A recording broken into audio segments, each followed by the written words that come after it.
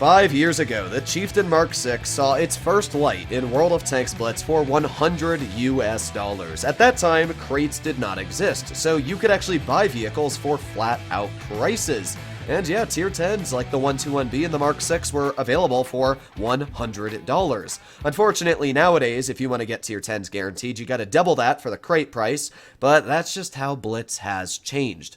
Has the Mark.6 changed? Well, statistically, no. Its gun has kept the same DPM, statistics, same for the mobility, everything about the Chieftain Mark.6, since it was originally introduced into the game, has stayed exactly the same. So, in today's video, we are going to be questioning, has this tank lost its spark in the Blitz community, or is it still as strong as it ever has been? Well, let's get straight into it. First of all, I want to go over the armor profile. The Mark.6 has always had a pretty unique armor profile, because frontally, it's got great armor, but terrible armor. It's got an incredibly weak lower plate that even Hess shells at tier 10 can penetrate the lower spots of.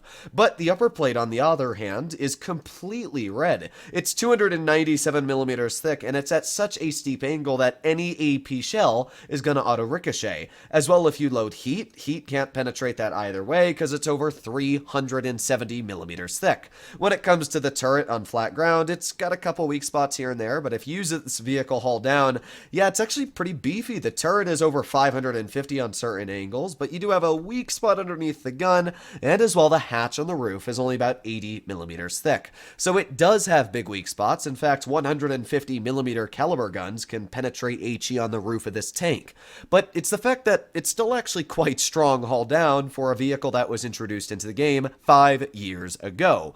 The real downside comes on the side armor. It has basically none. It's 52 millimeters thick, which means an HE shell from the 60 TP will absolutely butter the sides and the rear of this vehicle, as it's only 25 millimeters thick. So when you use the Mark.6, you mainly want to prioritize the front of this vehicle, using it hull down, and you'll do fine. But as soon as mediums or really anything gets a hold of your side armor, that is when the vehicle becomes very, very weak and pretty easy to take apart. Thankfully, it has some really good attributes when it comes to the gun and mobility. The tank can go 42 kilometers per hour forward with a pretty decent power to weight ratio, great turret traverse, and hull traverse speed going for it. As well, it has, in my opinion, the best gun in tier 10. I've said this every time I make a Chieftain Mark.6 video. It has absolutely amazing shell velocity on the standard and premium ammunition. It has plenty of penetration at 326 on the premium because it has shell normalization. The standard at 273 as well is more than enough.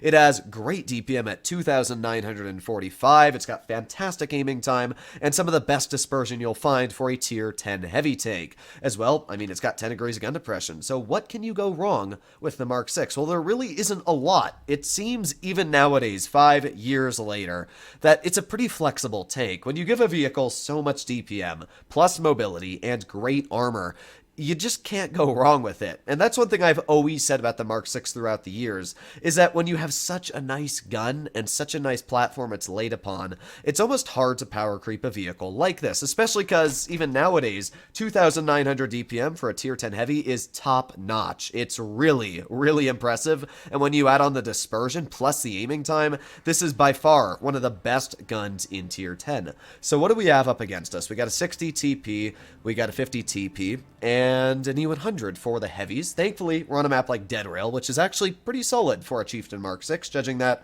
I can just work the hull down positions.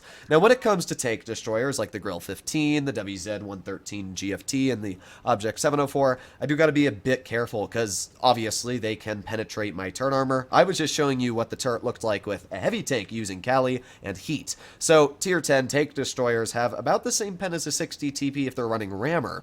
So, yeah, I got to be careful. Very, very careful. I see the E100 at the back of the map, and he's AFK, which means, well, I was going to try and pen the guy, but I'm a little worried as well about the other heavies. So, E100 looks like has come back from the dead. We've got the lower plate of his vehicle exposed, and there you go. Nice tap. One thing a lot of people don't know about the Chieftain Mark.6 is it actually has very nice premium damage. I think it loses less damage per shot, if I'm not mistaken, on the premium than a lot of other tier 10s. So, we've done some decent damage to this E100 already, and we're going to continue aiming it on his vehicle. There you go. Nice shot into his lower plate. And as well, hull down, we just bounced two pretty beefy shells, one of them being from the E100. So again, we're going to aim in another shell onto his tank. There you go. But oof, we did get shot in the side of our hull by the enemy 50 TP. Now, right now, we have basically no mediums, which is definitely not what you want in a tier 10 battle like this. We got the E100 pushing off to the side, going to aim in a shell onto his turret. Again, this is where that fantastic penetration on the premium comes into play. It's definitely not amazing, but, I mean, you can see I'm cutting through this E100 turret quite easily when he's even hull down. There you go, another nice shot into that E100. What was a full health tier 10 heavy is now down to 114 hit points. And this vehicle, I mean, that's the end of him. Sure, I lost 700 hit points, but yeah, I think I'm the one coming out on top here. So what do we have next? Well, we got the Sheridan off to the side, which is kind of weird to say. We got the 60 TP in front of us. There you go, another bounce hull down from the 704. Looks like the 60 TP is not too happy with what I've done to him, and he actually managed to bounce me. And while this is going on, I'll just ram him, because I know, well, I was going to say the 60 TP is really bad at ramming.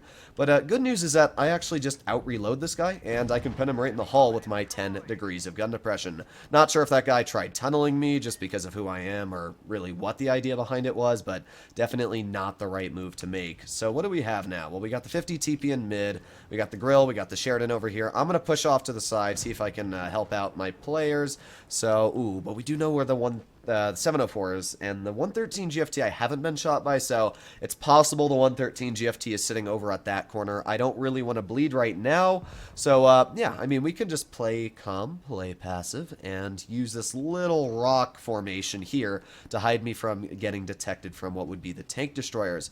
We got the Sheridan over to the side, and there you go, Sheridan gets taken out. And I mean, this was just a fantastic battle alone. The showcase where the gun on the Mark.6 feels amazing. Just the fact that you can completely out-DPM opponents you have up against you, use that fantastic accuracy with everything going for the vehicle to rip into opponents. And by the way, did I mention that this vehicle gets Hesh? I mean, I wasn't able to use it in this game because obviously all the opponents we were aiming at were basically hull down. But when you get the sides or frontal armor of medium tanks, you can quite easily penetrate them with Hesh ammunition, which is just another upside of the Mark.6.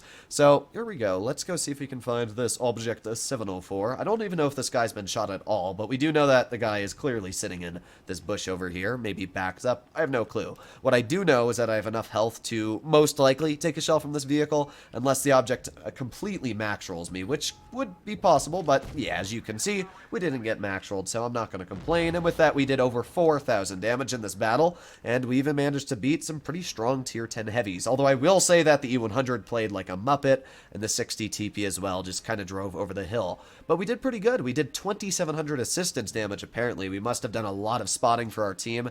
But there you go, 4,431 damage in our first battle. We were able to easily overcome Dead Rail Hill. And that's obviously where gun depression plus this great gun comes into place. A lot of people like to say that the Mark.6 doesn't have great premium pen, but I mean, it's enough to cut through an E100 even when it's using its full gun depression, angling the turret. It doesn't really matter too much in the Mark.6. Like, sure, there might be hull-down vehicles that you'll struggle to pen, but your gun is so accurate that you can just shoot at weak spots, and that's just what I love about this tank. And I'm not saying to go out there and buy the Mark.6. This is definitely not a marketing video for wargaming, but I wanted to revisit a video on this tank because I feel like it hasn't been talked about in a long time, not only on my channel, but on any YouTuber's channel, because not many people think about the Mark.6 anymore. And I wanted to revisit this tank because I do feel like this is one of those vehicles that even though power creep has really tried to hurt it, it just kind of fights back every time because the gun is so nice.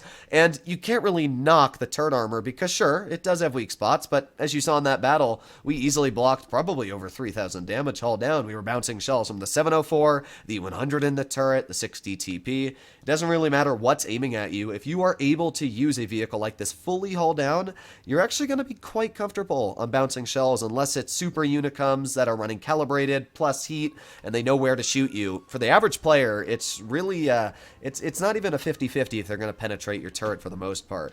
So this battle, we've got an AMX-50B, we got a Hori of EK-72. I am going to push my tank to medium side. I'm hoping that the rest of my team covers me as well. We got a Leopard, we got a Balchaltion. They have a 140 and a T100 LT for mobility. They also have a FV215B, an M6 show. So they got some really good tanks, but they also got some really not great tanks. You know, they got some good meta ones and then kind of last meta. So what I'm going to do, oh man, that T100, I don't know why that guy drove, that's the same player as the 60 TP last battle, but yeah, I don't know why that guy drove over the hill, but I'll take it. It's less hit points for me to deal with later, and especially T100 is probably one of the most annoying tanks to fight out there on the battlefield. Now I'm going to be careful when crossing this because I know I can possibly get hit by tank destroyers. Yep, there you go. Alright, we are all good though. We've got the Object 140 over here. We're going to aim in a premium shell onto his turret, and as you can see, plenty of pen to cut right through the 140. The question is, where is the rest of the enemy team? Now, we got an E5 spotted off to the one side, so there you go. Nice shot into the 140. And this guy actually had a damaged Amarak, although I'm not actually super worried anyway. We're just going to get another shell into the 140. Hopefully my teammate's going to finish him off, or he'll bounce him. I know they have something camping at the back. Yeah, apparently they're 2-5B thought that his vehicle was a tank destroyer. Well, good job, 2-5B. Now you are going to apparently bounce my shell, but yeah, I don't really know what that guy's doing, I'm going to be honest. Oh, and we got the 183 back here. Sweet. All right, so the 183 is kind of stuck in a really bad situation. We're going to aim in a shell and, okay, 0.308 dispersion moment. It's a really good dispersion, but every now and then I feel like the Mark 6 gun just says no, and yeah, that decides to happen. But we're already, I mean, we're already way up. We've knocked down 2 tier 10s, and sure, we've lost our VK72, but it's quite strong, at least that we have taken away the tanks they have. And what is this Yo doing? I'm so confused on what's going on in this battle. Well, this Yo's going to be absolutely bled to all of his hit points. I'm going to aim in on his tank. Let's get another shell into his side armor.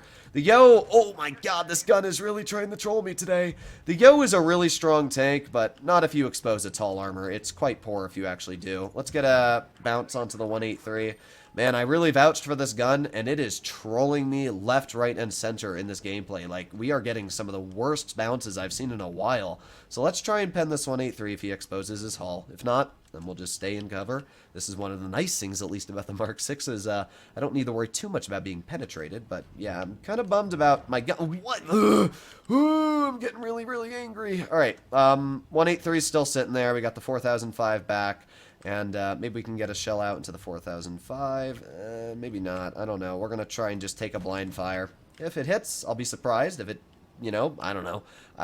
With my gun's performance so far, I'll be impressed if anything hits at this point. But let's see. We got the 183 still backing up. I can hesh the guy right in the side of the turret, but he stops backing up the moment I shot, so I guess not. We have the T110 E5 over here, so maybe we can get a shell into the E5, and kaboom, there you go.